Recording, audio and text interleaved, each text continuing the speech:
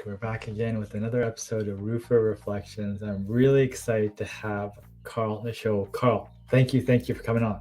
Thanks for having me. I appreciate it. How do you get involved in the roofing industry? I mean, for you, kind of coding in the manufacturer side, but how did you get involved there? Yeah, so networking really without even knowing that it was networking. I got out of the Coast Guard, went to work, moved back home with my wife and my son, and was working at a marine retail store. You know, my goal was to be out of there in 2 months because I didn't want to do retail. And met a guy, found out my dad had worked on his boat several times and his father's boat, and we just got to talking, and come to find out he worked for a roofing manufacturer here in Ohio. Went in and met with them, and I had no roofing experience whatsoever. In fact, shamefully, I didn't even know what the company did, honestly, until I showed up day one and said, "Oh, we're a roofing company." It's like, "Oh, okay."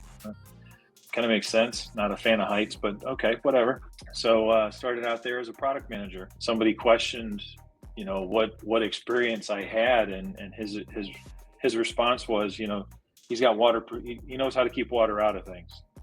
So we can teach him the roofing piece because he knows how to keep water out. So I'm like, all right, here we go, and took off from there.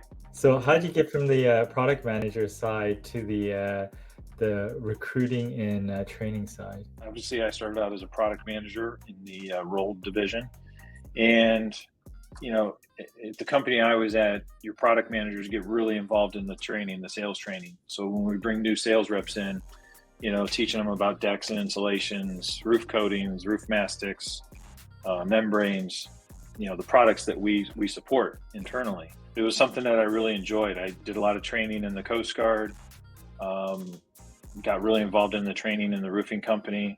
And after about a year or so, the director of recruiting and training was going into sales, and there was a new director of recruiting and training that was going up through the ranks.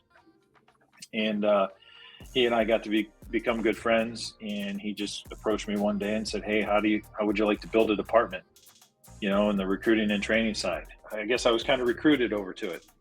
So is that when you started to develop your own businesses? So no, I left that I left the roofing company because I was approached to go sell boats with a friend who owned a boat dealership, and I have a passion for boats.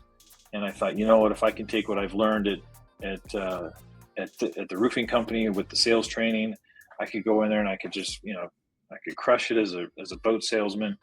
And after about a year and a half, I realized, you know, I want to be a boater. I don't want to be a boat salesman. So that's when I left the marine sales, and then went back into corporate recruiting, stuff that I knew how to do.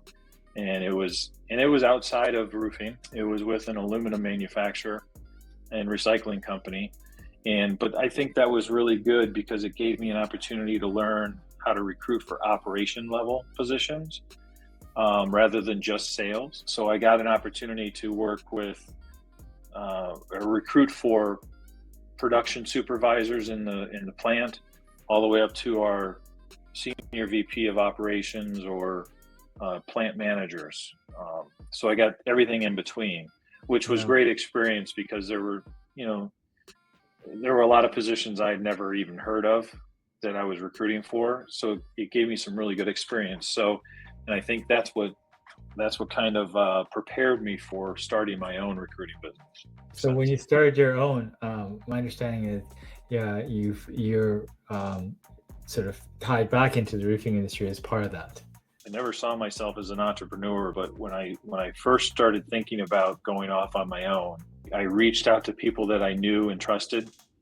I had a short list of people that I felt very confident in sharing something with, and I reached out to all of them individually and just told them all, "Hey, listen, this is what I'm thinking about doing, starting my own recruiting business." And I shared with them what I was planning on doing, and said, "Hey, can I count on you as a client?" And they said, "Absolutely. Send me a contract whenever you're ready, and let's get going." And all those people were in roofing.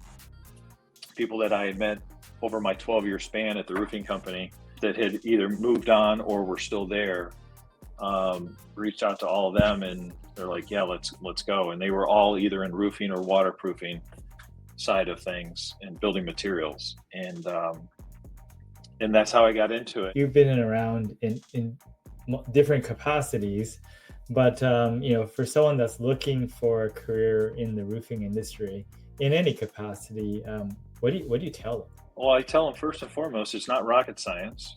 Roofing's not hard. You just have to, whatever capacity you're in, whether it's a product manager, a sales rep, or a plant manager, whatever, you just have to be a student of your own business. And you have to treat, and I think this goes with every industry, not just roofing, but primarily roofing is what my experience has been, is just, treat whatever role you have like it's your own business, business within a business. And if you do it that way, you tend to be more creative. You tend to be more aggressive in trying to move the needle. It's not recession proof, but it's about as close as you're going to get, because everybody needs a roof over their head. It's a very strong industry. They used to call it, the old boys club, but I think the technology, the cool thing about roofing, and I think everybody should know that, the technology is always evolving. It's not, it's like I said before, it's not rocket science, but you can always come up with something creative and innovative in the roofing industry as a whole. I don't think the innovation really will ever stop.